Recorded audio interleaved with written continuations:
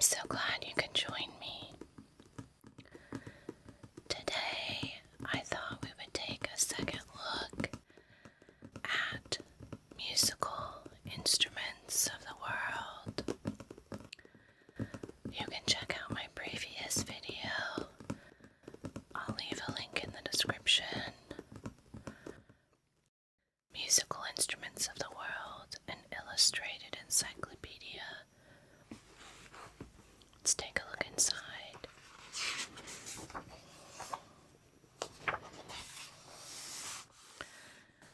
This book was printed in 1976 by Diagram Visual Information in New York City. And we looked at many of these at the beginning. I thought today we could start with the lyres section, get into some of the stringed instruments. So here we have the ancient lyres. The lyre is a stringed instrument with a four-sided frame consisting of a sound box, two arms, and a crossbar. The strings are fastened to the front of the sound box and run over a bridge to the crossbar. The lyre is first recorded in Sumerian art around 2800 BC, but is probably even older. It was a popular instrument in ancient Egypt, but is now most closely associated with the ancient Greeks. So here we have a Sumerian silver lyre with bull's head carving, reconstructed in the British Museum. Representations in art show up to 11 strings, which were tuned by levers on the crossbar. Sumerian lyres were held with the crossbar uppermost and were plucked with the bare fingers. So here's an illustration of how the person would hold this and play it. So here we have the bull's head on the end. It looks like maybe some inscription here. And then the frame. Below we have an Egyptian lyre. The reconstructed lyre in the Berlin Museum has straight arms similar to the Sumerian examples. The drawing from a mural shows a lyre with asymmetrical curved arms, played in the Egyptian way with the crossbar away from the body. Lyres appear in Egyptian art about 2000 BC. So here we have a person who is playing it horizontally versus vertically in the Sumerian tradition. This one has carved horses' heads here.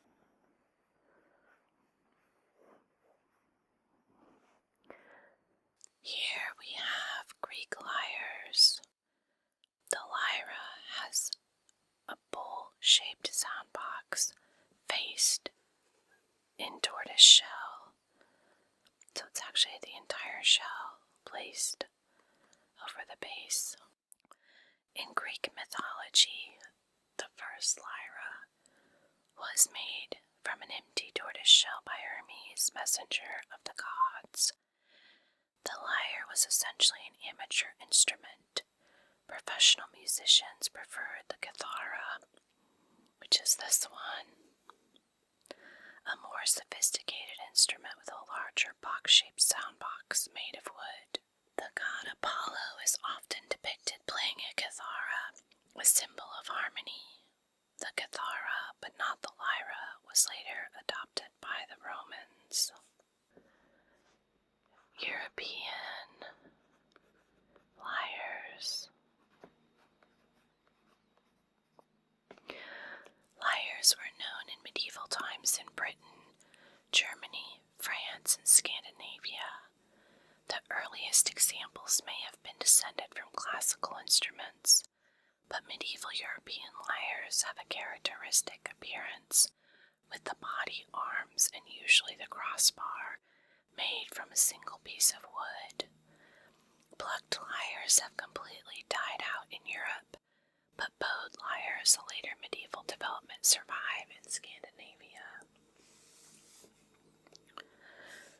Let's see, so here we have an Anglo-Saxon rote reconstruction from the British Museum from the 7th century AD ship burial at Sutton Hoo, Suffolk.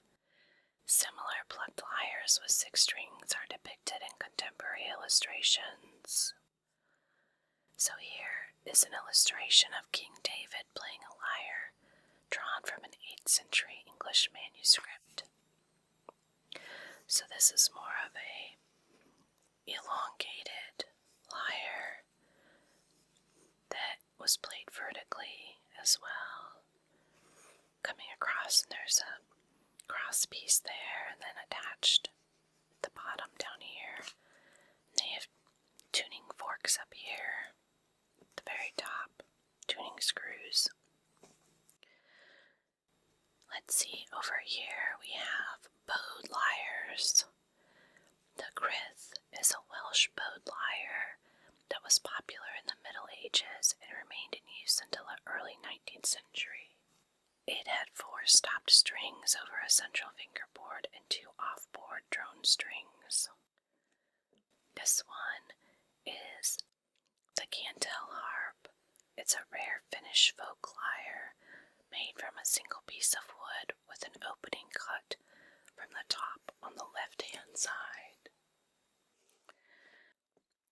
The Talharpa is a folk lyre of Swedish origin that remained popular in Estonia until the early 20th century. It usually had 3 or 4 strings. And this one is playing it horizontally and actually putting the hands through this side as well. And he looks like he has a bow across the top. Then we have African lyres. Despite their widespread popularity in ancient times, plucked lyres survive only in the musical cultures of parts of Africa and Siberia. Most interesting are the lyres of Ethiopia, since they demonstrate the 2 basic lyre types known from earliest times. African lyres are commonly used to accompany singing in religious festivals and in magical rites, particularly those associated with healing. So above are diagrams showing the 2 basic types of lyre resonator, either a round, bowl-shaped, or a more box-shaped. So over here, this person is playing a box-shaped bagana. To the left we have Ethiopian lyres. The bagana is the square one, and the kirar is the bowl-shaped one. The bagana is the lyre of the Ethiopian aristocracy and priesthood. There's decorations at the top. And along the sides there are carved rope-looking decorations. And this one has 1, 2, 3, 4, 5, 6, 7, 8, 9, 10 strings attached. Just as in ancient Greece, the box-shaped instrument is more highly esteemed than the bowl-shaped popular instrument. Below, we have a highly decorated bowl-shaped kirar from Ethiopia in the Ornament Museum, London. The 6 strings diverge from a ring at the base of the resonator. Like the bagana, the kirar is played with a leather or claw plectrum, although sometimes the fingers are also used. This one's quite decorative. See here.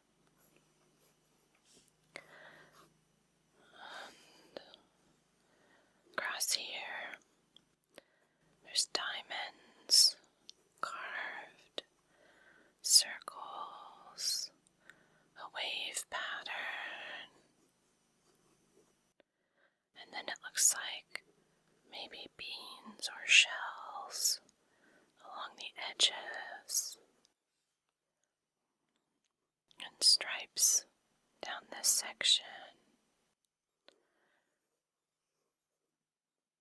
There's 1, 2, 3, 4, 5, 6 strings on this one. Over here we have a Kenyan musician playing the obukano, a large bowl-shaped lyre that has been described as the double bass of East Africa.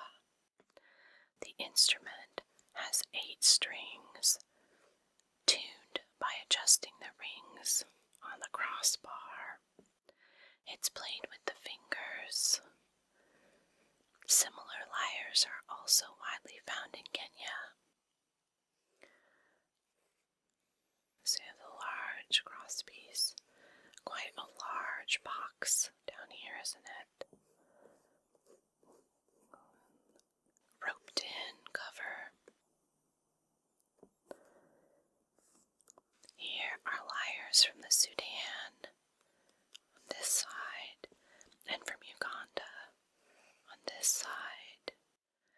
The Sudanese lyre is called a kithar, reminiscent of kithara, the word for one of the lyres of ancient Greece.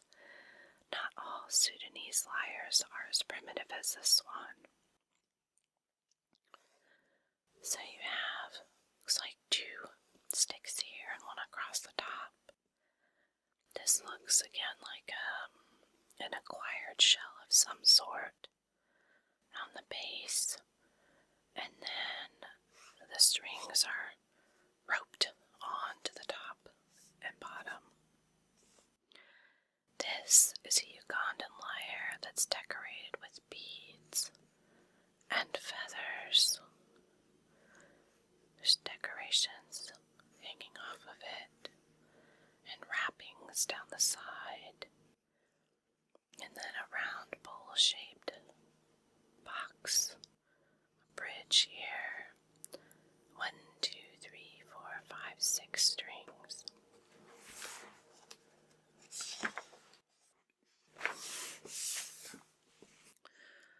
Folk harps.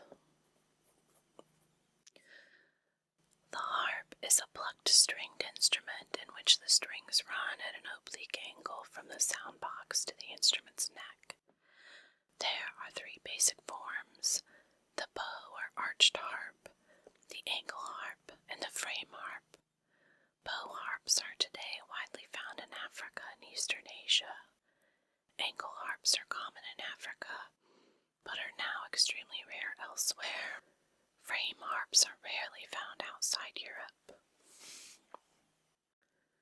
So you have some diagrams illustrating the basic difference between the harp and the lyre.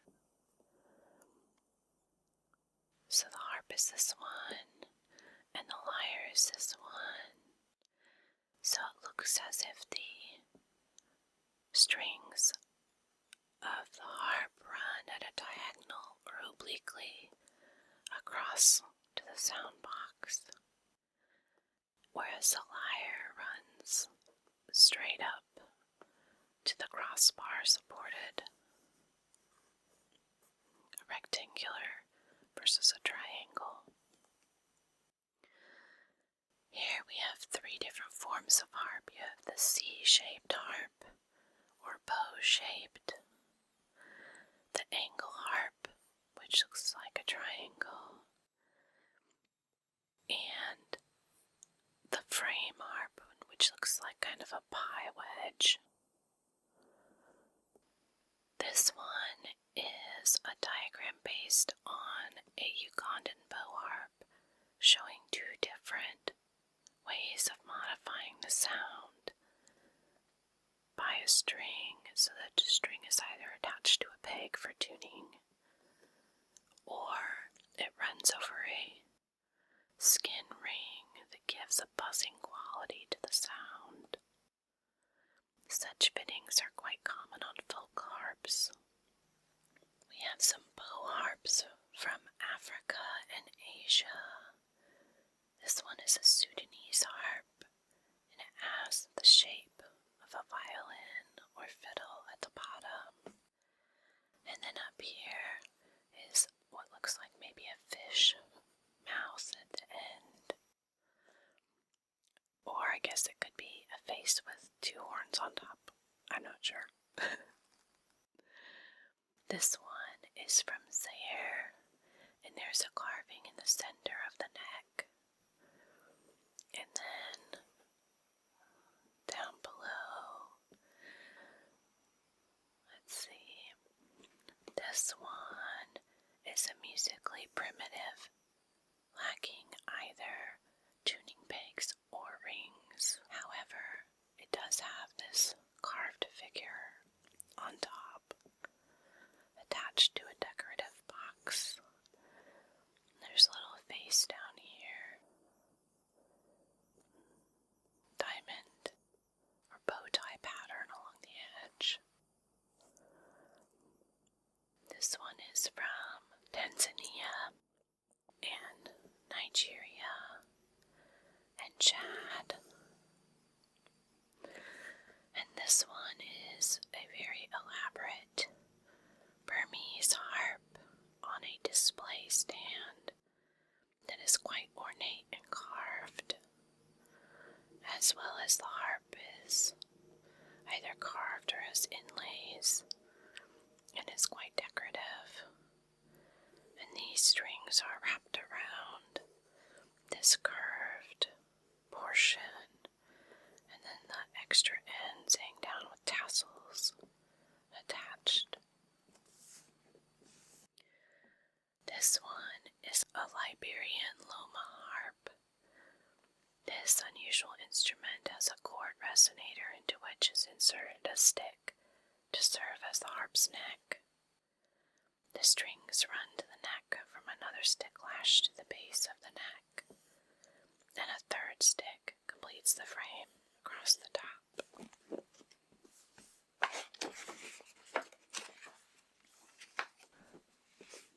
Historical harps. Bow harps were known in Egypt and Samaria as early as 3000 BC.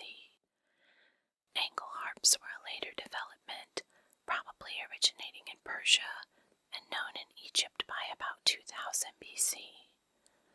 Frame harps developed in Europe in the Middle Ages.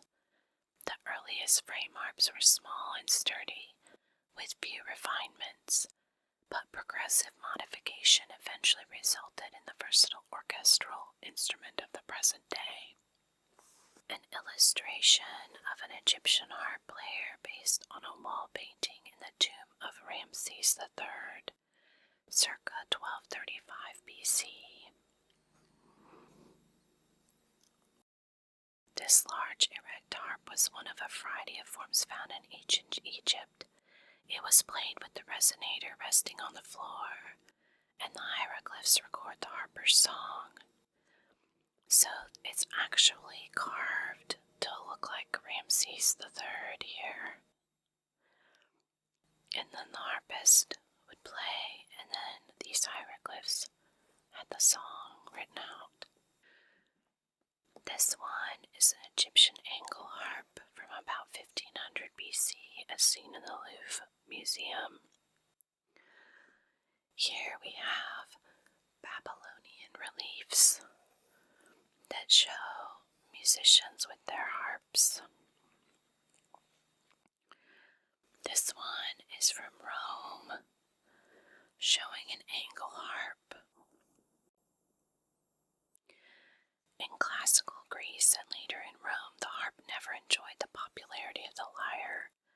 It was denounced by Plato as a dreamy instrument, and as such was usually left to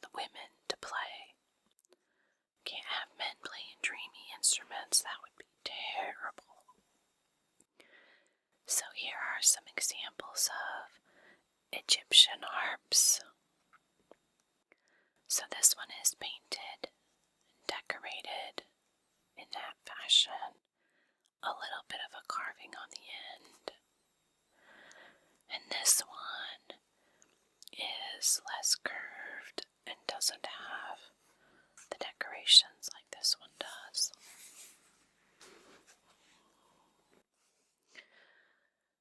Let's see, these are examples of medieval frame harps. Some very decorative and some a little bit of decoration carved into the edge.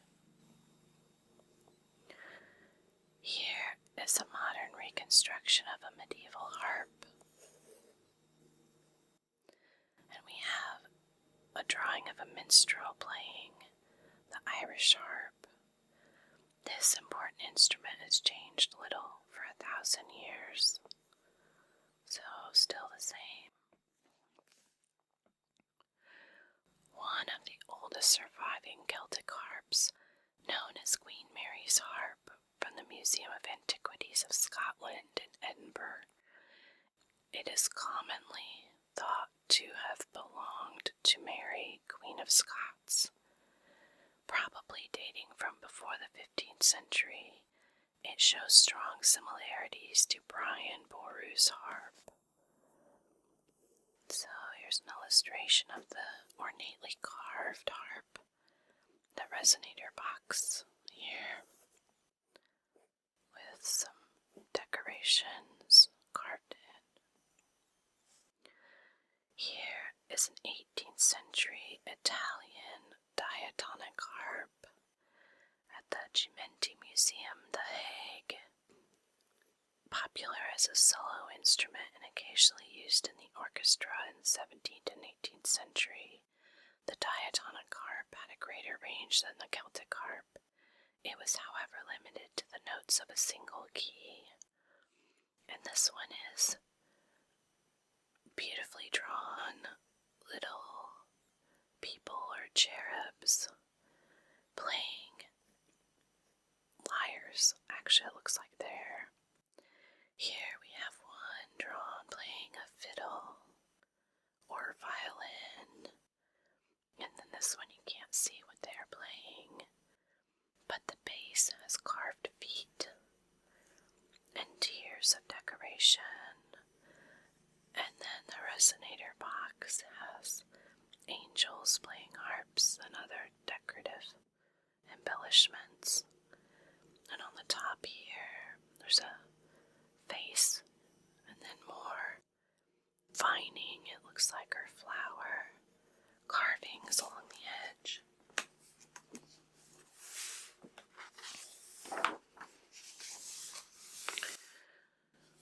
We have some more ornate looking harps. We have orchestral harps. Much the same, only much larger. Here you have someone sitting, their feet on the bottom, playing the pedals and using their hands to play the strings. Here we have folk lutes. All lutes comprise a resonating belly and a neck, and have strings that run from near the base of the belly along the full length of the neck. Plucked folk lutes are popular in many parts of the world and are made in many different shapes and sizes. Over here we have African folk lutes. The strings of the Egyptian lute are held in place by leather thongs along the neck here and then at the top. The lute from Upper Volta has a cord resonator and metal jingles. So here's the metal jingles. They almost look like bottle caps. The top, we have a cord as the back, and then skin stretched over the top. And then the West African instrument that's a harp lute has the shape of a lute, but it has many, many strings that are tied down the edge of this neck. Here we have lutes from modern Greece. The short-necked udi is a bass lute with 4 pairs of strings.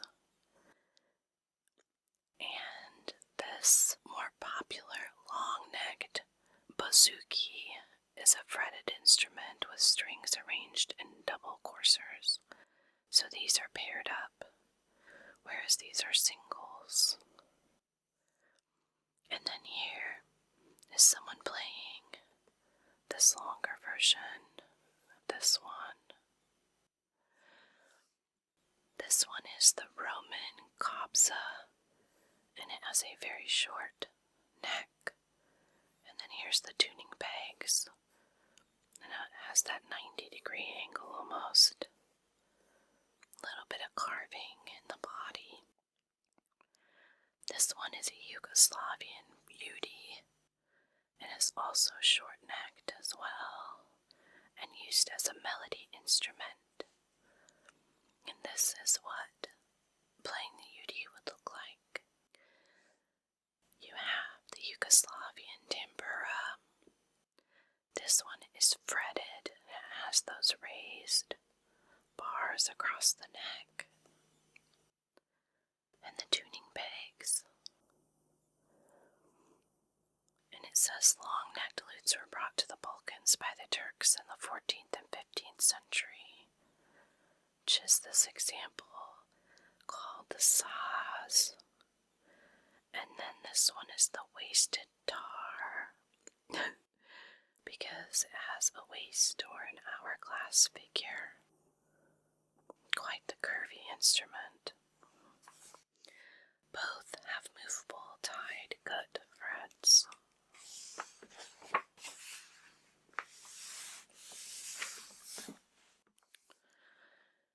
Here we have more lutes from the Middle East. The oud from Iraq and Syria, and they both have that bed-shaped neck. Then you have long-necked lutes, the tambur and the tar, also from the Middle East and from Iran. So this one is also that curved hourglass shape. Here we have a Chinese lute. So it has its frets on the belly, so on the main part of the instrument. It has been known for about 200 years. This one is a Japanese biwa, developed from this. This one has 5 strings, however 4 strings are usually the most common. And this one is quite decorative, different symbols and some type of creature here, or person, I can't really tell. Some flowers. Over here we have a sitar.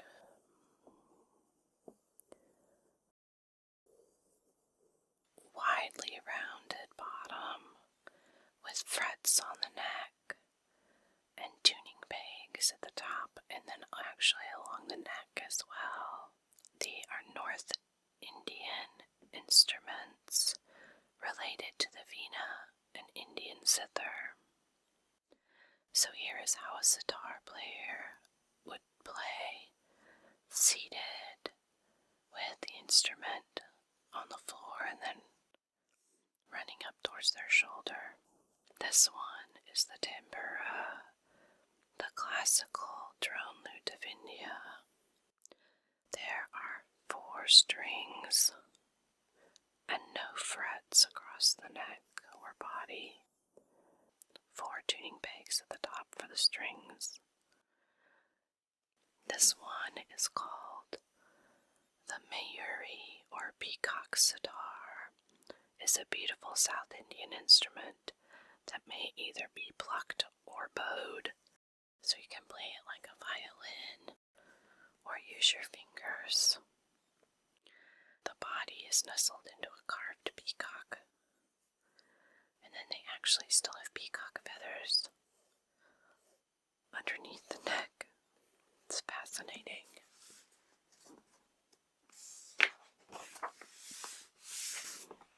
We have flat-backed lutes from Europe.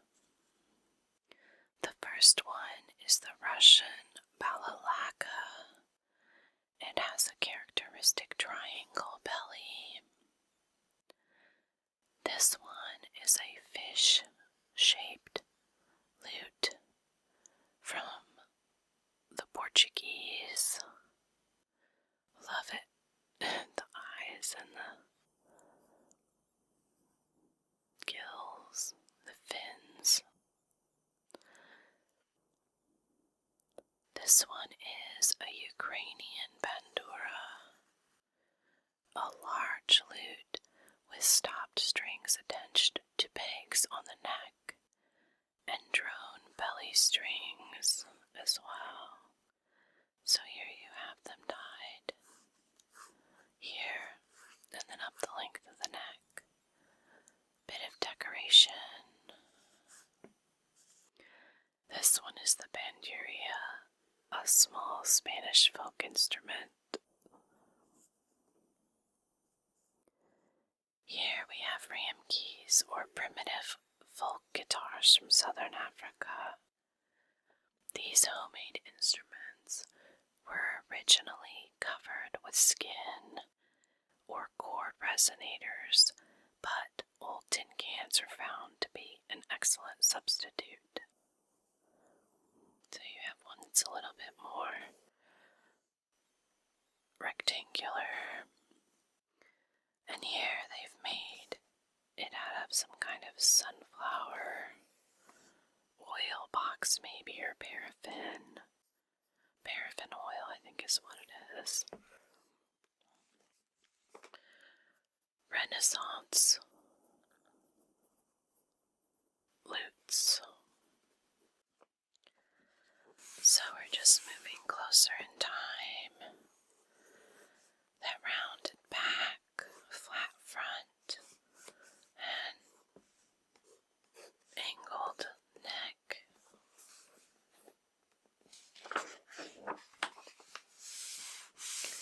Here we have modern reconstructions of a 16th century theorbo lute.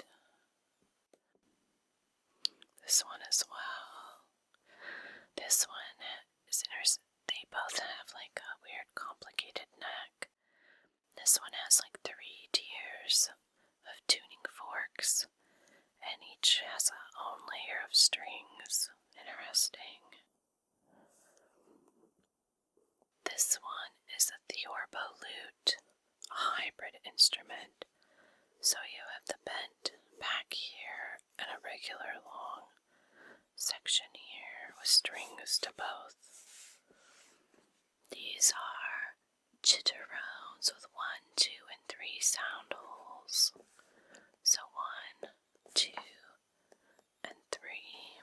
The chitteron, a type of arc lute, is characterized by its very long neck and well-spaced peg boxes. And here is a long-necked lute, popular in Italy in the 16th and 17th centuries, Collezione. It had a small rounded back, 3 strings, and very long neck, with up to 24 movable frets. Interesting. The Collezione is thought to have developed from the Eastern long-necked lute. This one is a mandola made by Vincenti of Verona in 1696 from the Hungarian National Museum in Budapest. The mandola was a small lute with a long sickle-shaped peg box. Examples are common in the art of the Middle Ages. The number and tuning of strings varied.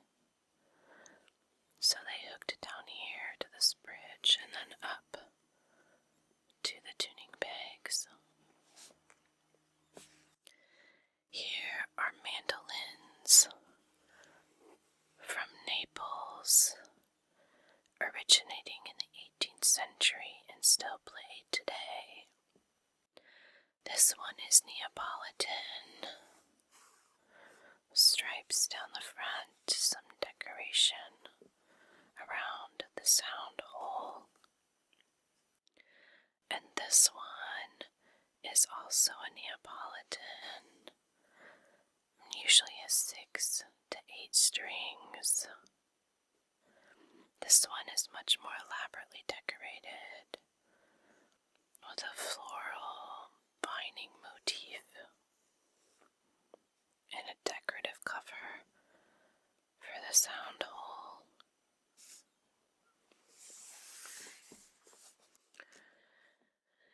Here we have mandolins from Genoa and Milan. The Genoese mandolin had 6 pairs of strings. The Milanese mandolin had 6 pairs of strings and was closely related to the mandola, and it was known in the 1700s as the bandurrina. So this one has a very decorative head of what looks like maybe a lion on the top, curved neck, the tuning pegs, 3 holes in the belly.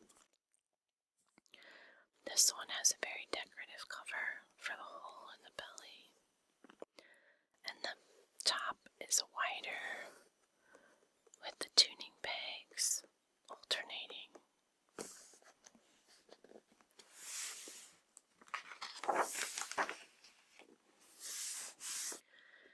Here we have citerns. The citern was a stringed instrument with a flat back and sickle-shaped peg box, developed about 1500. The neck was fretted and the wire strings, varying in number, were plucked with the fingers. Easy to play and cheap to buy, the citern was more popular with amateurs than with serious musicians who preferred the lute. By the early 19th century, the citern had been ousted from popularity by the guitar. So we have very many different examples of that.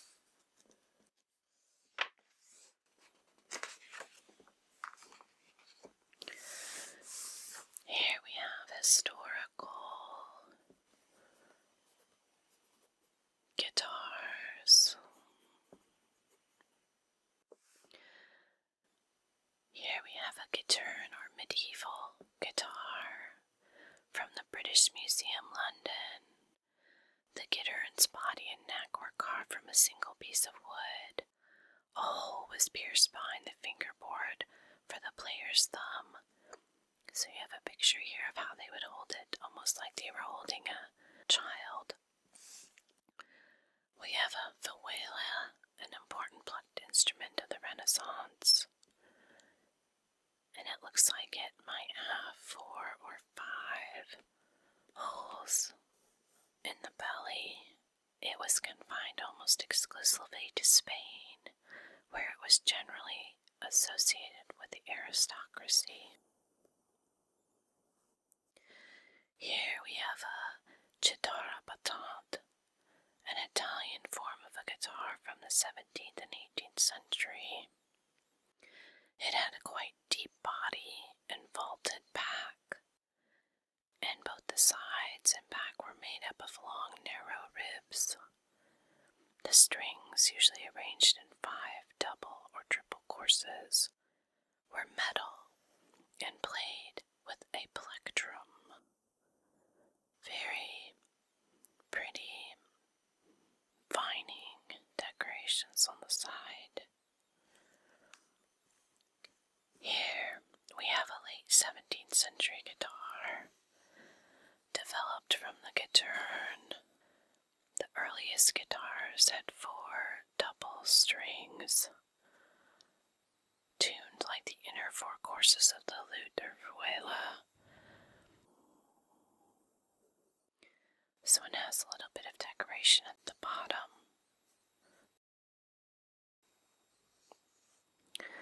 And then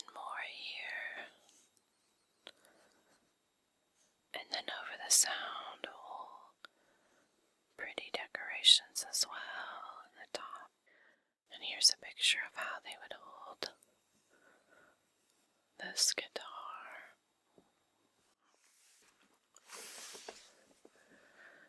On this side we have unusual 19th century guitars. The lyre guitar takes its name from the Greek lyre of classical art. The lyre-shaped guitar has 6 double courses of strings attached to pegs set around 3 sides of the peg box. The guitar with crosswise sympathetic strings was an attempt to improve the instrument's tone. So we have this classical-looking guitar. We have this one that has the doubled strings, a little bit of a wider bass. This one actually has cross strings. How interesting. So you have the long traditional look of a guitar, the neck, strings running down to the bridge. Then you have these with a second version going crosswise and more tuning pegs here. Interesting. This one was made by Ritter. It's a very short, wide neck and 24 strings. Wow. This one is a cutaway, which is what we see often today. And says it made the frets more accessible. This one, interesting, has a long extended body sound box. It was supposed to have extra resonance. Interesting. And then there's a sound hole here and here. And the strings going up to the curved, hook-shaped head.